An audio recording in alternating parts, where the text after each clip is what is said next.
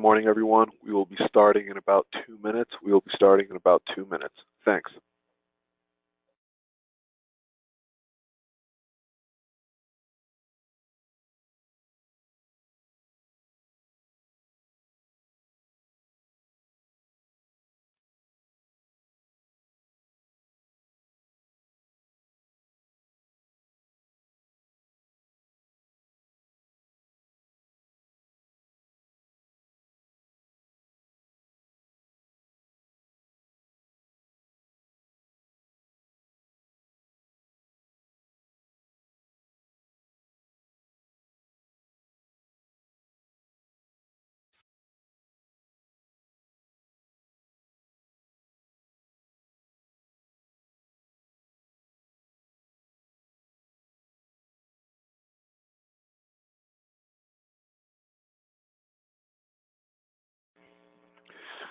Good morning, everyone. Thank you for joining us on this lovely Tuesday morning for our monthly advocacy webinar. With me today, we have our Executive Director, Marcie Seidel. Just as a recap, this is JP Dorval, the Manager of Legislative Affairs and Administrative Services here at Prevention Action Alliance. So we're just going to go ahead and get started. So, first item on the agenda, just a reminder, we have our Advocacy Day for this year coming up on February 25th. It will run from 9 to 3 p.m. However, we are planning to have the bus leave at 8:45. The deadline to register is this Friday. So if you have not registered yet, please do so this week.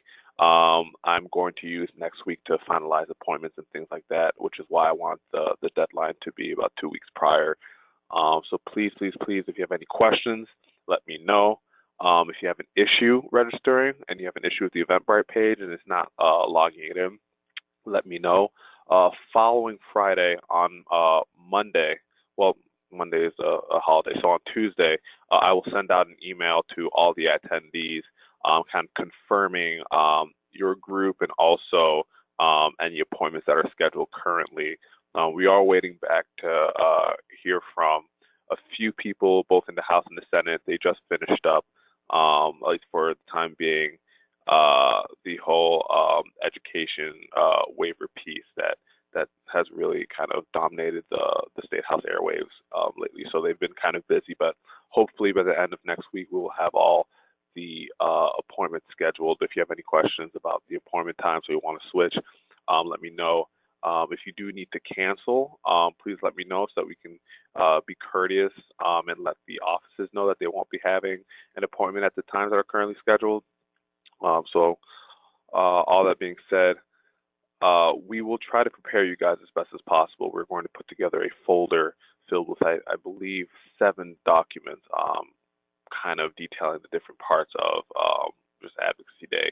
But one document will be a document detailing our, and by our, I mean Prevention Action Alliance's priority legislation, things that we would like you guys, if you think it's okay with what you're presenting on or advocating on, we would like you guys to advocate for the support of these pieces of legislation.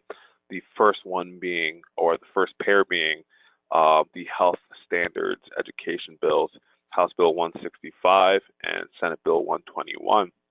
Both these bills are currently in the chambers they were introduced in. So House Bill 165 is still in the House, Senate Bill 121 is still in the Senate. I believe they've each had about 2 to 3 hearings each. So they're at the tail end of that life cycle within the first chamber, but we just need a little push to get those bills passed.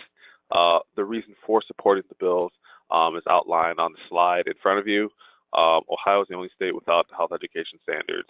And as preventionists, we want, prevention education in our schools. We want kids to have that knowledge of mental health issues and help build resiliency. So all that kind of wrapped up into this bill. That's why we're supporting it. So if you have any questions about that or any concerns about that, please let me know. But this is a bill that we've been in support of, and it's a pretty simple reason why. So if you guys can kind of drop that into your meetings, as your meeting of legislators, and say, hey, these are bills that are currently going throughout the General Assembly that we as a field support, so that they know that prevention, so that they know that the different groups that are meeting with them on the 25th are prevention groups, and that we have that unified message. That would be great. The second piece of legislation is House Bill 123. That is the school security bill.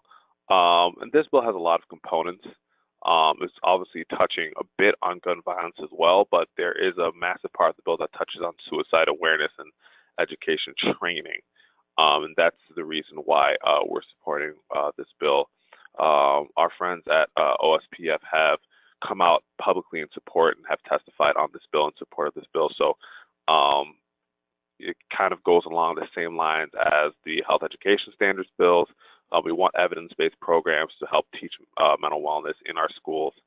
I believe the language currently states that if passed, the school would mandate that schools that have grades 6 through 12 dedicate at least 1 hour every year to mental health / suicide awareness training.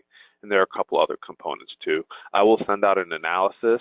I can send it out after this webinar if people would like it, but I will send it out next week to all our attendees, just so that they have that analysis and that they can see the full bill and what the bill actually does next week. So if you're waiting on that before you make a decision, just please let me know if you have any questions in the meantime, but I will send that out next week. The last piece that we will ask you guys to mention during your meetings with your legislators is we are trying to push for a prevention line item in this coming budget.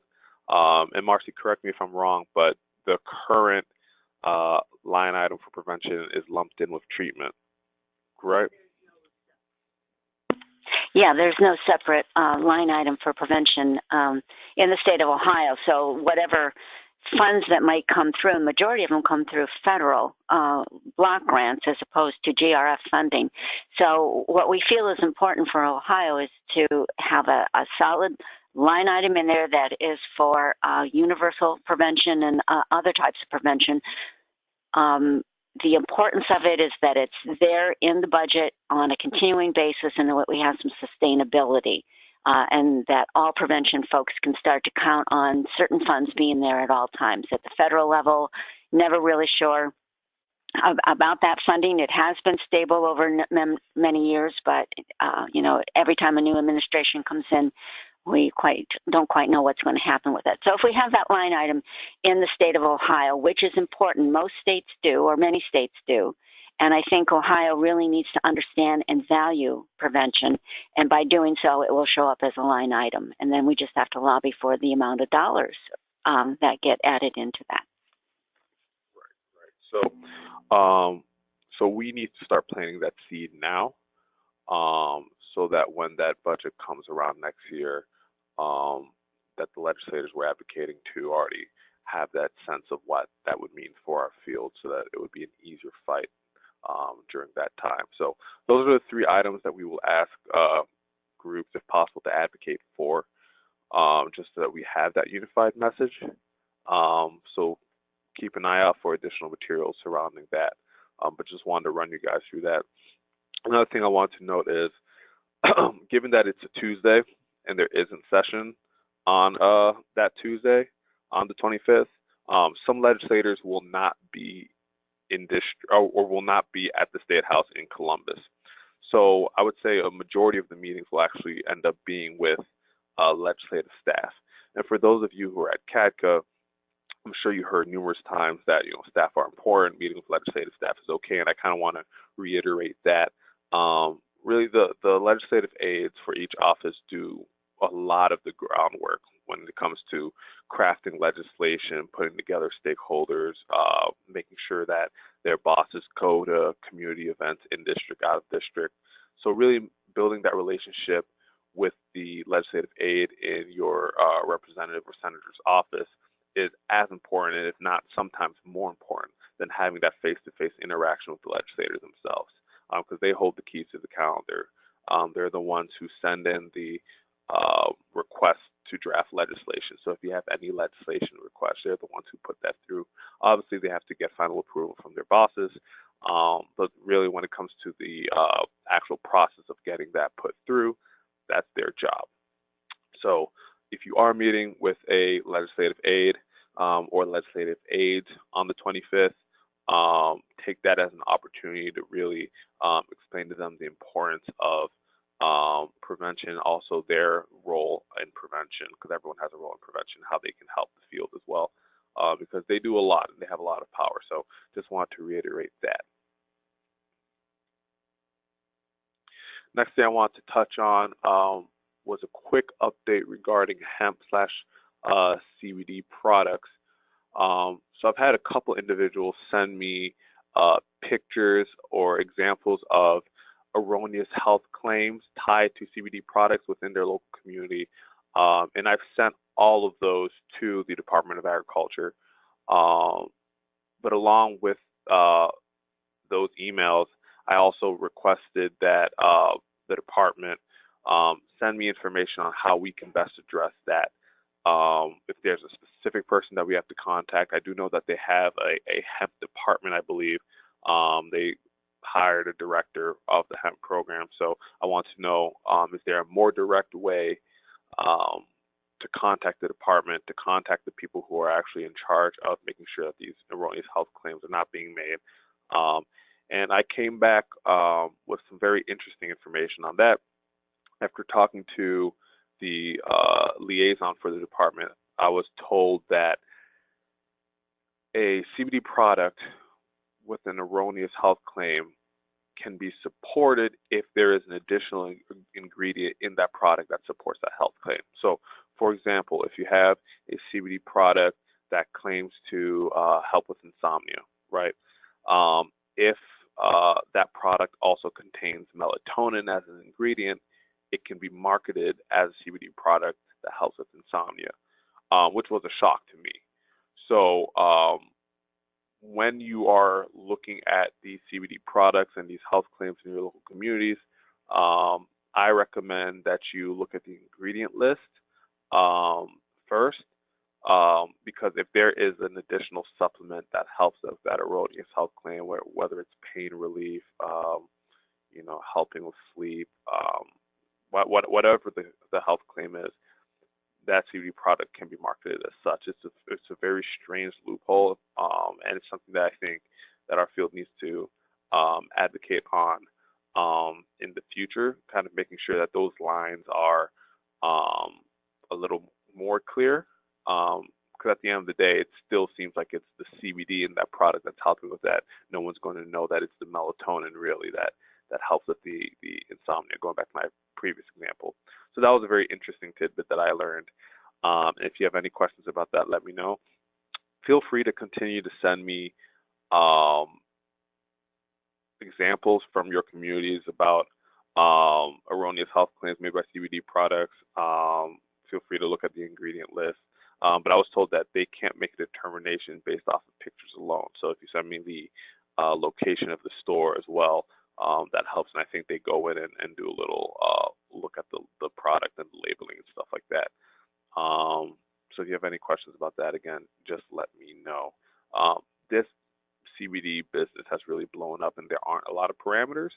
So in your meetings on Advocacy Day, if that is something that you want to mention, there's a lot of things in the marijuana space. We've kind of moved so quick that a lot of the consumer protections that should be in place aren't in place as of right now.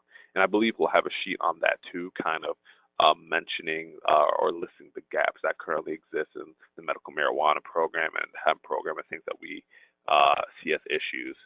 So hopefully that can help you guys make a case if you feel inclined to do so.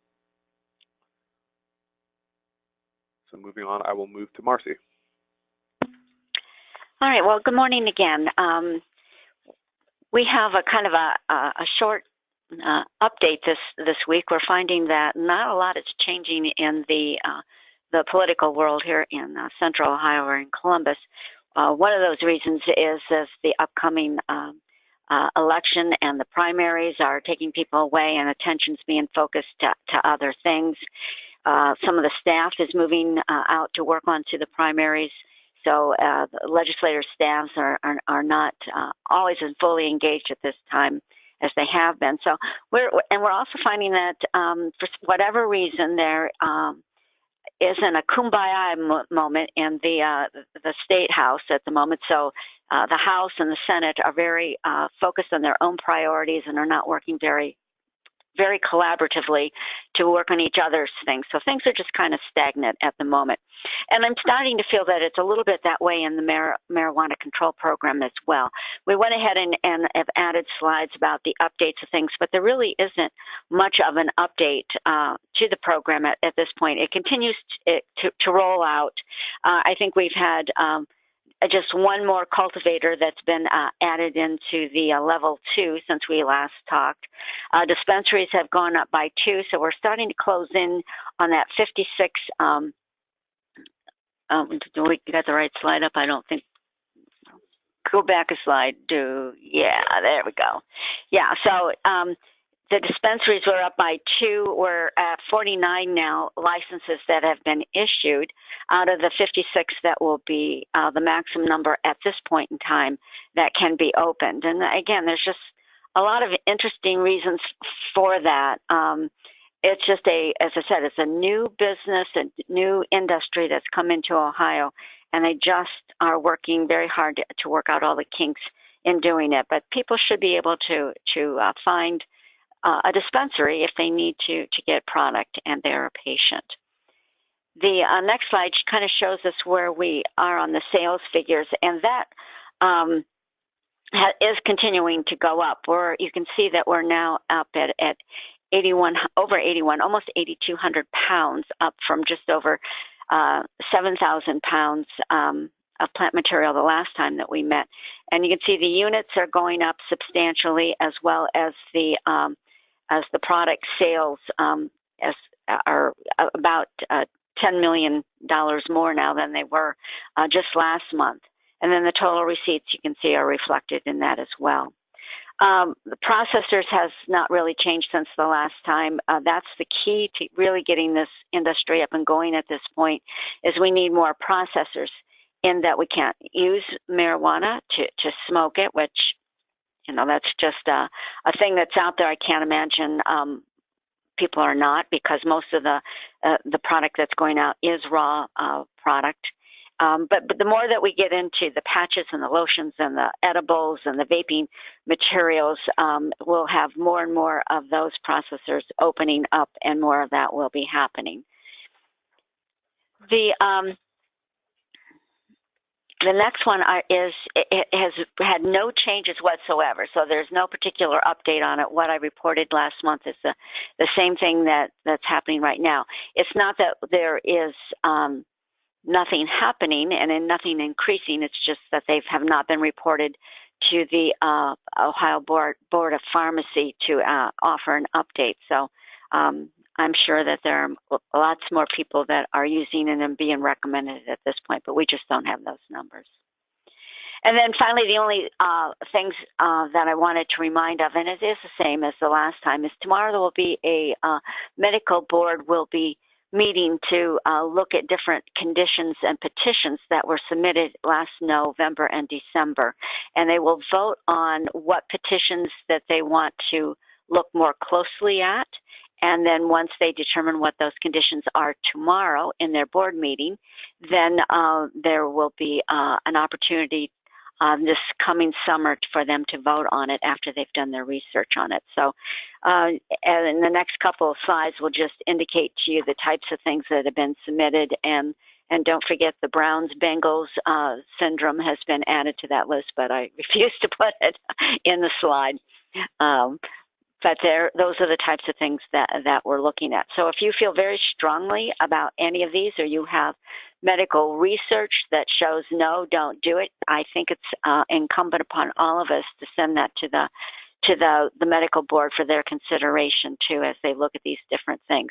As JP noted, and it's a continuing theme throughout this entire process of hemp and medical marijuana, there just isn't enough research to substantiate what's happening in the state of Ohio. And in the words of JP, you know, we're getting out ahead of this so much more than what we should be for the safety and the well-being of the people of Ohio. So it's part of the things that we do in the advocacy world, in the world that we work in, is to make sure that our decision makers and the individuals who are controlling this process really are held accountable for making sure that we have science and good research behind what we're doing, and we're not just throwing things out there because public demands it or the dollar and the economics of the situation demand it. So I have nothing more, but I encourage you to reach out right now with questions that you may have on anything that's going on or anything that you have heard that JP and I have not addressed that should be brought up before this group. And I'm going to turn it back to JP. Awesome. Thank you so much, Marcie. So I'm going to leave the last couple of minutes of this webinar open for questions. We will wrap up a bit early, so I appreciate you guys tuning in and listening in.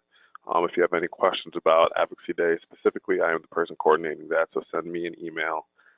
If you have any questions about the priority legislation or things that you think should be on there, or have questions about why we didn't have something on there, just please let me know as well.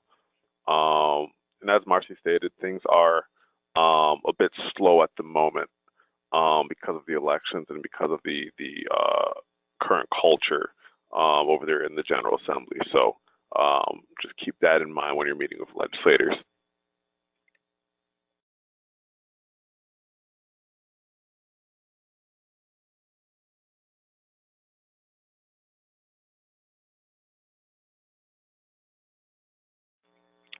So one of the listeners who ended up joining a bit late asked if there will be a packet of materials available for Advocacy Day. The answer is yes.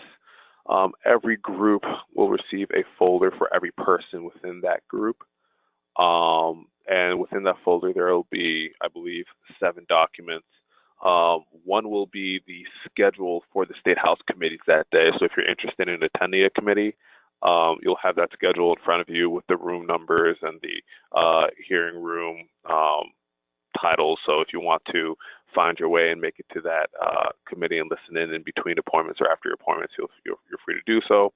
There will also be just general talking points for prevention, kind of like our quick facts, so that you can kind of sprinkle those in as you give your local community data or your personal stories. You can sprinkle in those general prevention facts, which I'm sure all of you know. There will be the advocacy versus lobbying sheet that we sent out about 2 weeks ago through our legislative update. It's simply a sheet that details when you're lobbying and when you're advocating, and in this case, all of you, if not most of you, will just be advocating, since this is an advocacy day and this is really the first or second time over the course of the year that you are in direct contact with legislators and advocating or lobbying for something. So if you are concerned about talking about legislation, based on what I know, all of you aren't lobbying. However, if you are concerned about that, please feel free to refer to our sheet. That will be included. There will be a quote-unquote alphabet soup sheet, which kind of breaks down all the acronyms that we use within the field. Feel free to give this to the office. As preventionists, we tend to throw around a lot of terms and a lot of acronyms, and the general population doesn't necessarily know what those acronyms stand for. I definitely don't know all the acronyms, so that sheet's helpful for me. So that sheet will be included. There will be a map of the local food options in the area come lunchtime. If you guys are looking for like a quick bite around the area, we'll have that map available to you. And that, I believe, is it. We will most likely have also the marijuana gaps piece, but those should be all the documents included in the folder. If you have anything that you think we need to include or that we should include, let me know. I can definitely see if we can work on that, if we can throw that in. But yes, every group will have a folder with documents in it.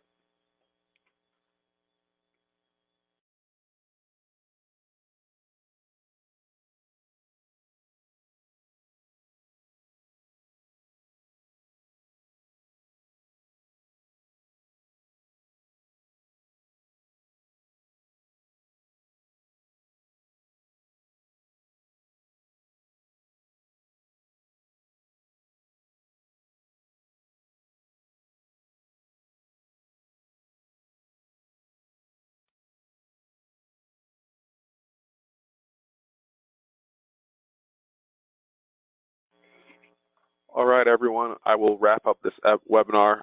Thanks again for listening in. My email is jpdorval@preventionactionalliance.org. If you have any questions about anything we discussed today, feel free to shoot me an email. For those of you who are attending Advocacy Day on the 25th, I will see you then. And for those of you who are unable to do so, but listen in regularly to our advocacy webinars, we will see you next month. Thanks. Bye.